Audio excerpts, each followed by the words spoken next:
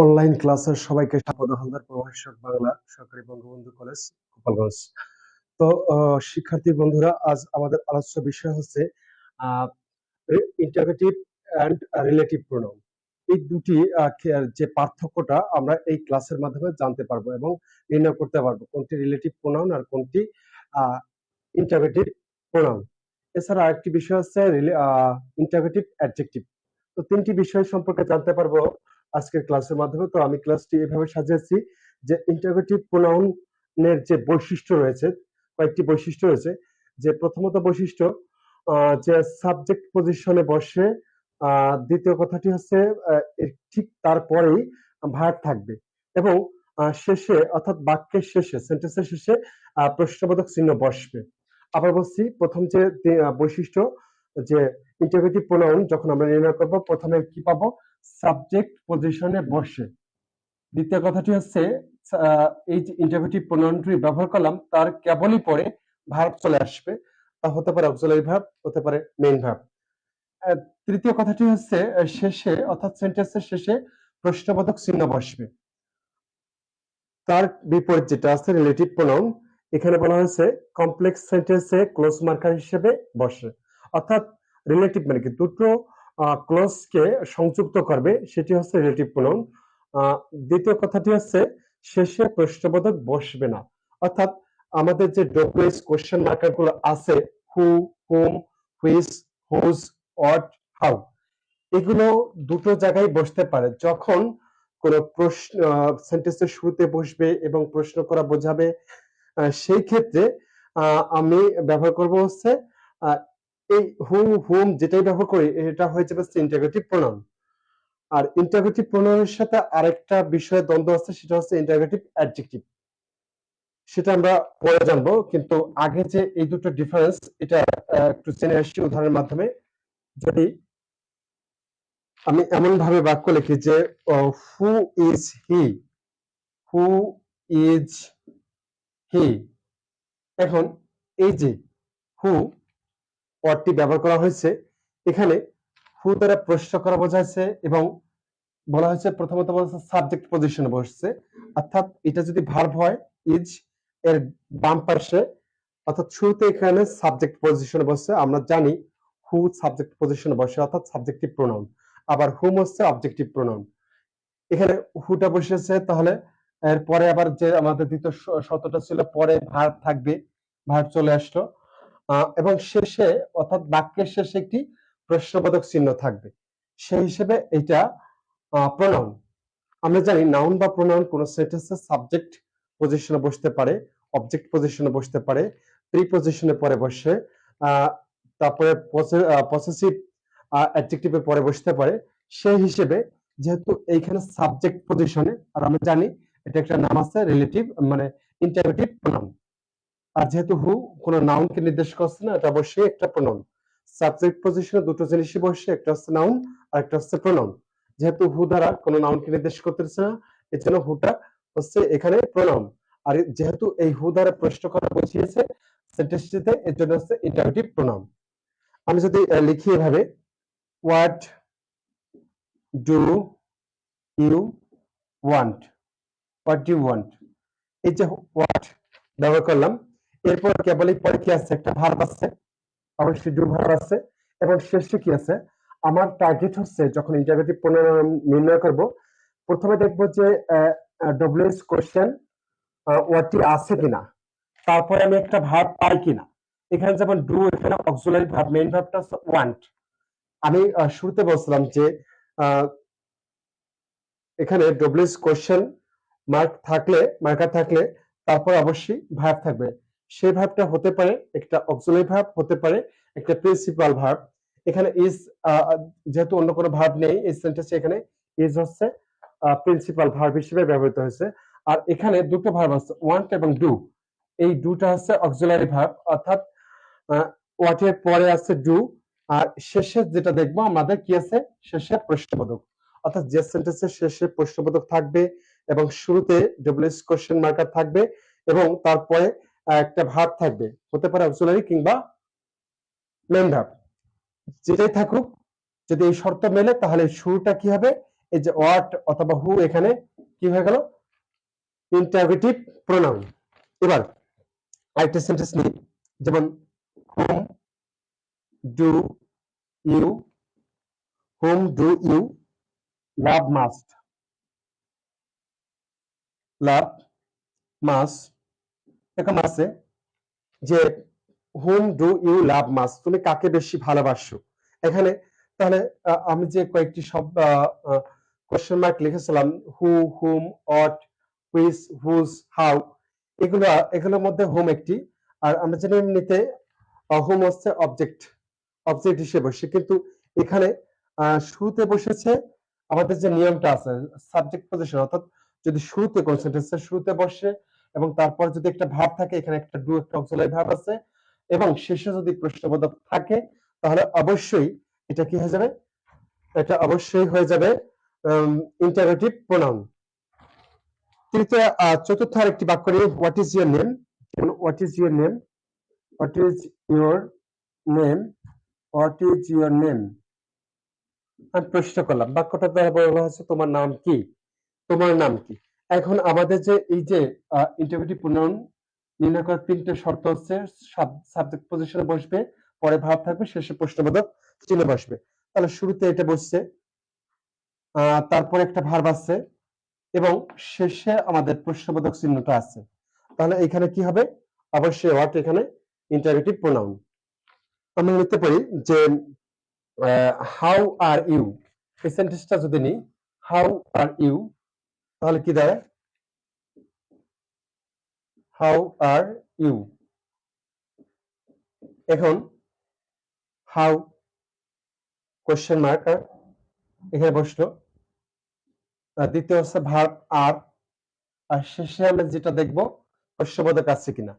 তাহলে শুরুতে W S question mark আছে, এবং তারপর ভার্ব আছে, এবং শেষে প্রশ্নবোধক চিহ্ন আছে, ইন্টারোগেশন আছে। এর জন্য আমি এই যে হাউ এখানে হচ্ছে, যেহেতু সাবজেক্ট পজিশনে বসছে এবং তারপরে ভার্ব আছে, এর জন্য সাবজেক্ট পজিশন আমি আগে বলছি, হয় নাউন অথবা নাউন ফ্রেজ অথবা নাউন ক্লোজ অথবা প্রোনাউন বসে, সাবজেক্টিভ প্রোনাউন যেগুলো এখানে বসে। তো এখানে যেহেতু এটা প্রোনাউন, কি প্রোনাউন, প্রশ্ন করা বুঝিয়েছে, এর জন্য ইন্টারোগেটিভ প্রোনাউন।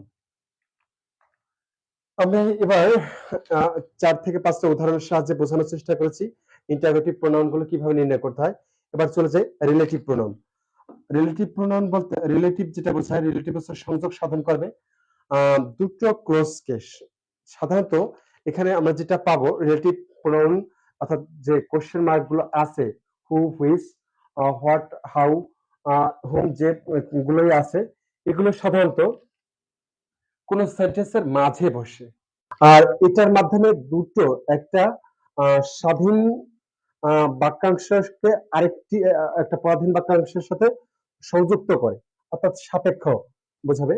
এখন আমি যে উদাহরণগুলো লিখবো বা যেটার মাধ্যমে বোঝানোর চেষ্টা করবো, একটু সবাই একটু লক্ষ্য রাখো। যেমন যদি লিখলাম this this is the book, this is the book, fridge fridge I bought, which I bought yesterday, yesterday। এখানে একটু খেয়াল করো, এখানে this is the book, this হচ্ছে subject, is verb, the book হচ্ছে অবজেক্ট, অর্থাৎ পুরোটা একটা ক্লোজ, পুরো একটা close, this is the book। আবার I bought yesterday, এখানে আরেকটা ক্লোজ, অর্থাৎ সাবজেক্ট আছে, ভার্ব আছে, এবং বাকি কিছু আছে। তো এই দুটো ক্লোজকে সংযুক্ত করছে হুইচ, এবং বলা হয়েছে এখানে যে শর্তটা ছিল কমপ্লেক্স সেন্টেন্সে বসবে ক্লোজ মার্কার হিসেবে, তাহলে আমরা এটা জেনে নিয়ে গেছি যে এটা একটা কমপ্লেক্স সেন্টেন্স। আর এটা কমপ্লেক্স সেন্টেন্সে যে হুইচটা ব্যবহার করেছি, এখানে বলা হয়েছে প্রশ্নবোধক থাকবে না। শেষে কি প্রশ্নবোধক আছে, এখানে একটা ফুল স্টপ। বলা হয়েছে দিস ইজ দ্য বুক, এই হয় বইটি, হুইচ আই বট ইয়েস্টারডে, যে বইটি আমি গতকাল কিনেছিলাম। এখন এখানে তো কখনো প্রশ্ন করা হয়নি যে তুমি কি এই বইটি দেখেছো বা খুঁজেছো বা কিনেছো, এই ধরনের কোনো প্রশ্ন করা বোঝায় না এই সেন্টেন্স দ্বারা, জাস্ট দুটো সেন্টেন্সকে সংযুক্ত করেছে যে এই বইটি, যে বইটি আমি গতকাল কিনেছিলাম। এখন এই যে হুইচটা ব্যবহার করছি, এই হুইচের দ্বারা কোনো ইন্টারোগেশন বোঝায় নাই, যার কারণে এটা দুটো ক্লোজকে সংযুক্ত করছে বিধায় এটা হচ্ছে রিলেটিভ প্রোনাউন। এটা রিলেটিভ প্রোনাউন। এবার আমরা চলে যাই আরো কিছু উদাহরণে, যেমন আই, আই তো করছে কোনটা, হুম, আর যেহেতু শেষে আমি প্রশ্নবোধক ব্যবহার করিনি, এই জন্য হুমটা কি হবে, অবশ্যই এটা রিলেটিভ প্রোনাউন। আমরা তৃতীয় বাক্যটা ব্যবহার করতে পারি, একটু দেখি। Everybody, everybody house, this is whose house. এখানে একটু খেয়াল করি, যেহেতু এখানে এভরিবডি ক্যান টেল ইউ, এটা একটা ক্লোজ, এবং এখানে this is whose house, this is এই পাশে আরেকটা ক্লোজের কাজ করছে, এর জন্য দুটোকে সংযুক্ত করছে। এখানে আরেকটু বিষয় ক্লিয়ার করা দরকার, এটা হুজ হাউস যদি রিলেটিভ অ্যাডজেক্টিভ থেকে থাকে তাহলে আমরা এটাকে রিলেটিভ অ্যাডজেক্টিভ বলতে পারি। কারণ হচ্ছে আমরা বলেছে কোনো নাউনের পূর্বে যদি কোনো বসে কোনো ওয়ার্ড এবং ওই নাউনকে মডিফাই করে, তখন হচ্ছে সে ওয়ার্ডটা কি হবে, আমরা জানি অ্যাডজেক্টিভের কাজ হচ্ছে নাউন এবং প্রোনাউনকে মডিফাই করা। এজন্য হুজ হাউস এখানে যদিও আমাদের দুটোকে সংযুক্ত করছে, দুটো ক্লোজকে, তবে এখানে আমরা এই হুজটাকে রিলেটিভ প্রোনাউন না বলে রিলেটিভ অ্যাডজেক্টিভও বলতে পারি। কারণ হচ্ছে তার ঠিক ডান পাশে কি রয়েছে, যে নাউনটি রয়েছে হাউস, এটাকে নির্দেশ করছে। এর জন্য এটাকে আমরা রিলেটিভ প্রোনাউন না বলে রিলেটিভ অ্যাডজেক্টিভ বলাই শ্রেয়। পরে আরেকটি বাক্য নেই, দেখা যাক। I know the man, I know the man, I know the man who came here, who came here, who came here yesterday, yesterday. এখন শেষে আমি যে yesterday শব্দটি লিখলাম, অ্যাডভার্বটি এর শেষে, সেন্টেন্সের শেষে আমি একটি ফুল স্টপ ব্যবহার করলাম। এখন I know the man, I subject, know verb, the হচ্ছে অবজেক্ট, হু হচ্ছে ক্লোজ মার্কার, যেটা আছে এখানে সাবজেক্ট পজিশনে বসেছে, কিন্তু এটা দুটো, হু যদি সাবজেক্ট হয় আর কেম ভার্ব, আর বাকি যেটুকু আছে এখানে দুটো অ্যাডভার্ব আছে, হিয়ার এবং ইয়েস্টারডে, একটা অ্যাডভার্ব অফ টাইম আছে আর একটা আছে অ্যাডভার্ব অফ প্লেস, হিয়ার, আর এটা আছে টাইম। এখানে যে বিষয়টা লক্ষণীয় আমাদের একটু খেয়াল করতে হবে, আমি যে একটু আগে যে সেন্টেন্সটি লিখেছিলাম সেখানে ছিল যে হুজ হাউস, হুজ হাউস অর্থাৎ নাউন থাকার কারণে ডান পাশে হুজটাকে বলেছিলাম যে রিলেটিভ অ্যাডজেক্টিভ হতে পারে, কিন্তু এই যে হুর পরে কি আছে, কেম, হুর পরে কেম ভার্ব, সেই হিসেবে সাবজেক্ট পজিশনে বসছে। আমি জানি যে সাবজেক্ট পজিশনে একমাত্র নাউন বা প্রোনাউন বসে, তাহলে হু একটা প্রোনাউন, কিন্তু এই হু দ্বারা কোনো প্রশ্ন করা বোঝায় নেই, কিন্তু বুঝেছে কি দুটো ক্লোজকে সংযুক্ত করেছে, যার কারণে এই হুটা এখানে কি হবে, অবশ্যই রিলেটিভ প্রোনাউন। আবার বলছি, হুর পরে কি আছে, অবশ্যই একটা ভার্ব আছে, আর যদি ভার্ব থাকে হু, হুইচ, হুম, তাহলে অবশ্যই সেটি আছে প্রোনাউন। প্রথমত হচ্ছে প্রোনাউন, দ্বিতীয় কথা হচ্ছে এটা কি রিলেটিভ প্রোনাউন নাকি ইন্টারোগেটিভ প্রোনাউন। এখন খুঁজবো যে এটা একটা, আমরা জানি একটা বড় সেন্টেন্স, একটা সাবঅর্ডিনেট ক্লোজ মার্কার এখানে হিসেবে হু ব্যবহৃত হয়েছে এবং এটা একটা কমপ্লেক্স সেন্টেন্স, সেই হিসেবে এটা এই হু দুটো ক্লোজকে সংযুক্ত করার কারণে প্রথমত হু একটি এখানে প্রোনাউন, আর দ্বিতীয় কথা এটি একটি রিলেটিভ প্রোনাউন। তাহলে আমরা বুঝলাম যে, কারণ হচ্ছে এখানে প্রশ্নবোধক ব্যবহার করেনি, প্রশ্নবোধক ব্যবহার করলে বুঝতাম যে হয়তোবা হতে পারে ইন্টারোগেটিভ প্রোনাউন। আমরা পরের সেন্টেন্স চলে যাই। I do not know, I do not বা ডোন্ট যেটা বলি, I do not know, I do not know what he likes, what he likes, what he likes. তাহলে কি দাঁড়ালো, আই সাবজেক্ট, ডু, আই এখানে ডু হচ্ছে অক্সিলারি ভার্ব এবং নোটা হচ্ছে main verb. I do not, হ্যাঁ নেগেটিভ সেন্স আছে, তা আই ডু নট নো এটা একটা ক্লোজ, এবং what he likes, he likes, he likes আরেকটি ক্লোজ, এই দুটো ক্লোজকে সংযুক্ত করছে হোয়াট। এখন হোয়াট এর পরে আছে একটা প্রোনাউন। তো আমাদের যদি বলা হয়েছে কোনো ক্লোজ মার্কারের পরে ডব্লিউএস যে কোশ্চেন মার্কার গুলো আছে বা এইগুলোর পরে যদি কোনো নাউন থাকতো বা ওই নাউনকে যদি নির্দেশ করতো তাহলে আমি এটা অ্যাডজেক্টিভ হিসেবে নিয়ে নিতাম, তাই না? এখন এটা আমি কি নেব, এটা ওয়ার্ডটাকে আমি রিলেটিভ প্রোনাউন হিসেবে ব্যবহার করতে পারি। আবার একটা কথা রয়ে গেল, সেটা হচ্ছে বলা হচ্ছে যে এই টোটাল জিনিসটা, এই টোটাল হোয়াট হি লাইকস, এই ওয়ার্ড দ্বারা কিন্তু হি কে নির্দেশ করে নাই, ওয়ার্ড দ্বারা কিন্তু হি কে নির্দেশ করে, যার কারণে ওয়ার্ড এখানে আছে রিলেটিভ প্রোনাউন। যদি হি কে নির্দেশ করত, মানে সে কি পছন্দ করে সেইটাকে মডিফাই, সেটাকে বলা হচ্ছে ওয়াট, কিন্তু ওয়াট দ্বারা হি কে নির্দেশ করেনি, তার যে পছন্দ সেটাকে নির্দেশ করা হয়েছে, যার কারণে এই টোটাল বাক্যটাকে এটা সংযুক্ত করে দিচ্ছে আই ডু নট নো এটার সাথে, এর জন্য ওয়াট এখানে হচ্ছে রিলেটিভ প্রোনাউন। তো এভাবে আরো যদি আমরা একটু বড় সেন্টেন্স নিয়ে দেখতে পারি তাহলে আর একটু বিষয়টি ক্লিয়ার হবে। যেমন এখানে লিখতে পারি, যেমন হি ইজ দা স্টুডেন্ট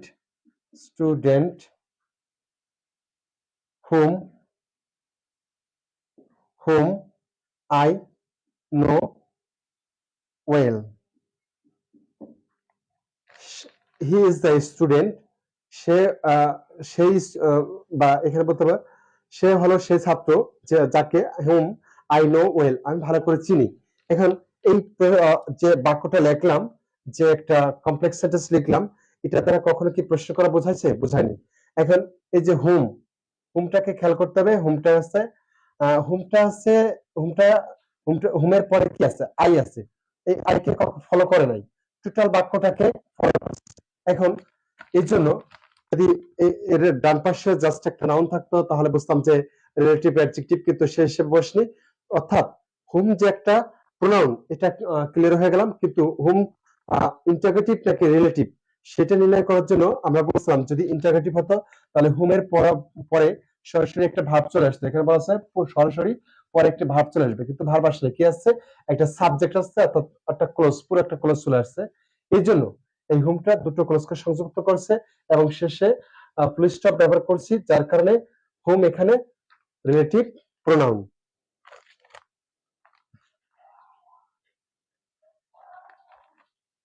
এবার লিখি যে হু ইজ দ্য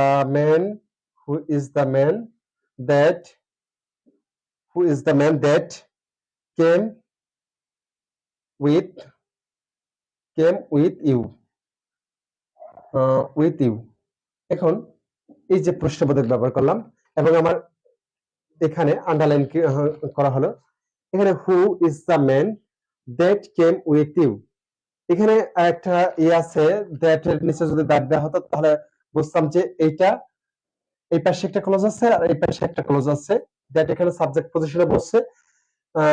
এটা যদি হয় এটা রিলেটিভ প্রোনাউন, ঠিক আছে।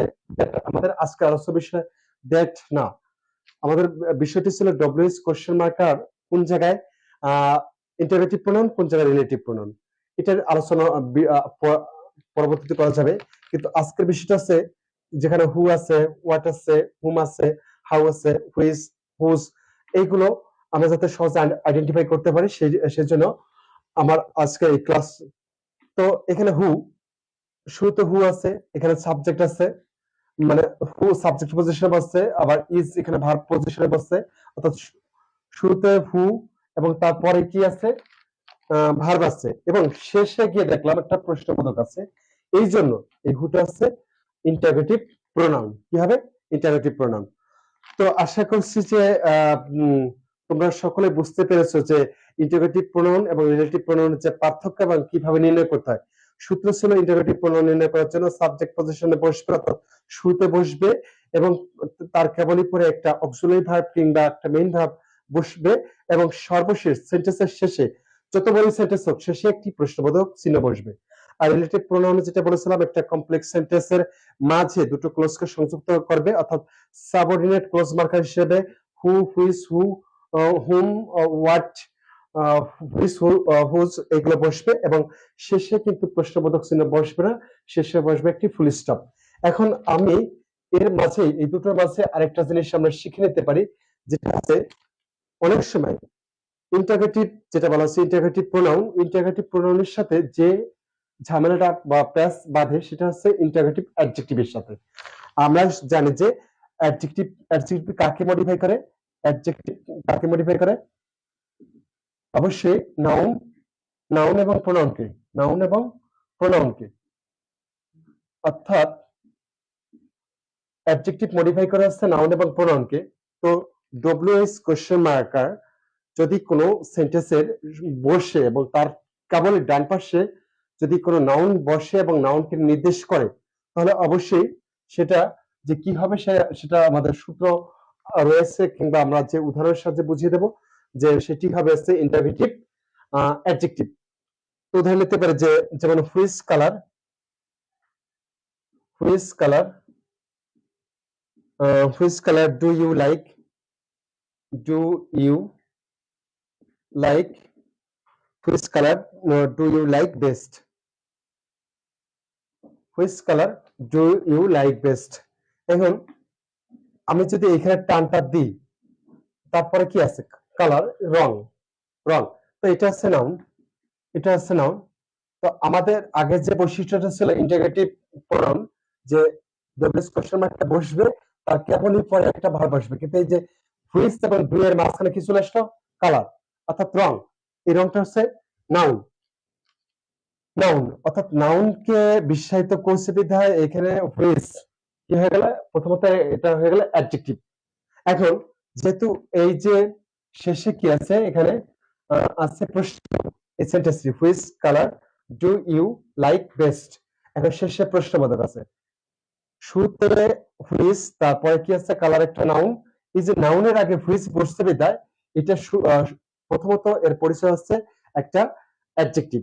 এখন কোন ধরনের অ্যাডজেক্টিভ হতে পারে, অ্যাডজেক্টিভের প্রকারভেদ আছে। এখন অ্যাডজেক্টিভ হিসেবে আমরা জানি যে এটা প্রশ্ন বুঝিয়েছে এবং শেষে দেখা যাচ্ছে একটা প্রশ্নবোধক চিহ্ন আছে। যেহেতু এই অ্যাডজেক্টিভের দ্বারা প্রশ্ন করা বুঝিয়েছে এবং নাউনের আগে বসে অ্যাডজেক্টিভ হয়েছে, এই জন্য একে বলা হবে অ্যাডজেক্টিভ, অ্যাডজেক্টিভ অর্থাৎ ইন্টারোগেটিভ অ্যাডজেক্টিভ। ফুল নেমটা হচ্ছে ইন্টারোগেটিভ অ্যাডজেক্টিভ হুইচ। কিন্তু এই কালারটা যদি তুলে দেওয়া হয় তাহলে দেখা যাচ্ছে কি, যদি হুইচ এর পর ডু থাকতো তাহলে আমি ইন্টারোগেটিভ প্রোনাউন ব্যবহার করতাম, কারণ হচ্ছে সাবজেক্ট পজিশনে বসেছিল। আর এখানে যেটা হয়েছে হুইচ কালার, হুইচ কালার দুটো মিলে, দুটো মিলে একটা এখানে সাবজেক্টের কাজ করছে, সেই হিসেবে এটা নাউন, নাউন ফ্রেজ হতে পারে। Which colour do you want, অর্থাৎ প্রশ্ন করা হচ্ছে তুমি কি পছন্দ করো, সেই হিসেবে হুইচ কালার, কোন কালারটি, উত্তর পাওয়া যেতে পারে। সেই হিসেবে দুটো মিলে একটা সাবজেক্টের কাজ করছে। হুইচ আগে বসে, নাউনের আগে বসে অ্যাডজেক্টিভ হয়েছে, আর যেহেতু এটা দ্বারা প্রশ্ন করা বুঝিয়েছে এর জন্য এটি ইন্টারোগেটিভ, ইন্টারোগেটিভ অ্যাডজেক্টিভ। আমি আরো দু একটি উদাহরণ দিতে পারি, যেমন whose car, whose car is this, whose car is this প্রশ্নবোধক। এখানে যে কার, কার হচ্ছে গাড়ি, তো গাড়ি, গাড়ির আগে কি বসছে, অর্থাৎ কারের শব্দটির আগে হুজ, অর্থাৎ কার গাড়ি, ইজ দিস সেটি। এখানে প্রশ্ন করা হয়েছে। আবার যেহেতু নাউনকে মডিফাই করছে এর জন্য শুরুতে আছে অ্যাডজেক্টিভ, এবং এটা প্রশ্ন করা বোঝাচ্ছে বিধায় এটি একটি ইন্টারোগেটিভ অ্যাডজেক্টিভ। তো একই জিনিস যেমন হুজ, হুইজ, হু, হাউ, দেখা যাচ্ছে যে ব্যবহার গুণে সেন্টেন্সে তার পজিশন কোন জায়গায়, তার আনুষঙ্গিক যে বা পারিপার্শ্বিক যে অবস্থা বিবেচনা করে আমাদের নির্ণয় করতে হবে। যে হু, হুইজ, হোয়াট একটা না বলে দিলাম যে এটা রিলেটিভ প্রোনাউন কিংবা ইন্টারোগেটিভ প্রোনাউন, এভাবে বলা হচ্ছে মূর্খামত। তো আমরা যারা বিসিএস থেকে শুরু করে যে যত ফার্স্ট ক্লাস চাকরির পরীক্ষা আছে, কিংবা 13 থেকে 20 গ্রেড বা 10 থেকে 20 গ্রেডের যে চাকরি পরীক্ষা আছে, তো এইখানে আমরা অনেক সময় যে আনন্দে বা ফুর্তিতে পরীক্ষার হলে অপশন না বুঝে বা প্রশ্ন না বুঝে বা আন্ডারলাইন কৃত অংশ কোথায় আছে বা তারপরে কোন পজিশন আছে এটি বিবেচনা না করে আসলে দাগিয়ে দিই এবং মনে করি যে আমি যেটা দাগিয়েছি প্রশ্ন সেটি সঠিক হয়েছে, এবং এই কারণে অনেক যে আনন্দ, এবং যখন রেজাল্ট হয় তখন দেখা যাচ্ছে মন কালা হয়ে গেছে, তখন বোঝা যায় যে আমি ভুলটা কোথায় করেছি। এবং দেখা যাচ্ছে কোনো একটা পরীক্ষা হলো, যে পাবলিক পরীক্ষা হলো চাকরির, এই পরীক্ষাটার পরে বিভিন্ন ফেসবুক গ্রুপ বা বিভিন্ন যারা চাকরি কোচিং করান, তো তারা অনেকভাবে সলভ করে দেয়।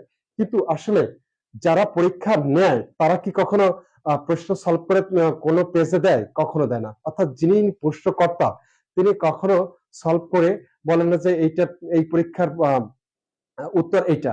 বিভিন্ন কোচিং সেন্টার হতে পারে বা কোনো ব্যক্তি বা কোনো স্যার এটা সলভ করে আমাদের দিয়ে দেয়। কিন্তু আমাদের খেয়াল রাখতে হবে যে আসলে অনেক সময় প্রশ্ন হয় বলে যে ২-৩ টা ভুল হয়েছে বা এদিক সেদিক অনেক কিছু হয়েছে বা আমার কাউন্ট নাম্বার এত হওয়ার কথা ছিল কিন্তু হয়নি। এইখানে একটু সমস্যা যে, যে এমনটা চিন্তা করে তার হচ্ছে বোঝার ভুল, তার চেতনার ভুল। কারণ হচ্ছে যিনি প্রশ্নকর্তা তিনি সচেতন মনে এই প্রশ্ন করেন এবং জানেন যে এই প্রশ্নটি এই ছেলে বা এই মেয়েটি অর্থাৎ এই শিক্ষার্থী এখানে ভুল করতে পারে। অর্থাৎ যে যে জায়গা ভুল করতে পারে সেই জায়গাটা টার্গেট করে প্রশ্নটা তারা করেন যারা প্রশ্নকর্তা। এজন্য আমাদের অবশ্যই ইংরেজি বিষয়টি হচ্ছে আহ, কখনো আবেগে বশীভূত হয়ে না হয়ে পড়বো না, মুখস্থ পড়া নয়।